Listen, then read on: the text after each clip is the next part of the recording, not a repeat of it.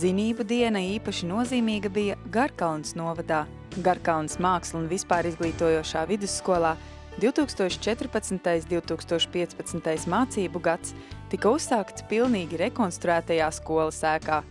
1. septembrī tika svinīgi atklāta jaunā rekonstruētā skolas ēka, varot durvis gan tiem, kas pirmo reizi sēdēja skolas solā, gan tiem, kuriem šis būs pēdējais mācību gads šajā skolā.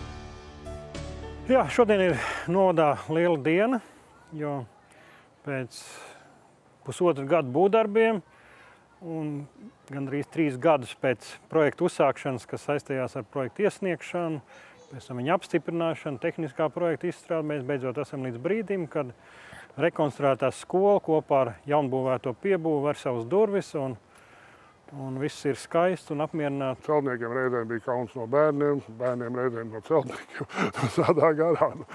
Bet viss ir veiksmīgi paveikts, un es domāju, ka arī šī ēka ir sasniegusi savu mērķi, jo, teiksim, šie testi pēdējie, ko mēs paši baudījām, viņi pat pārsniedz uzstādītos. Tikai tāpēc, ka faktiski tas notika lēni un pamatīgi, nevis sasteigt un varbūt tā, ātri. Šī ir pirmā ekoloģiskā skola, kāda ir tapusi Latvijā.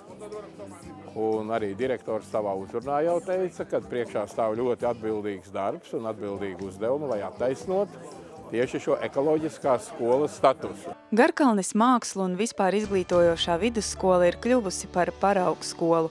Skolas tehniskā bāze, profesionālais un draudzīgais kolektīvs ļauj apgūt mācību priekšmetus kvalitatīvi un radoši.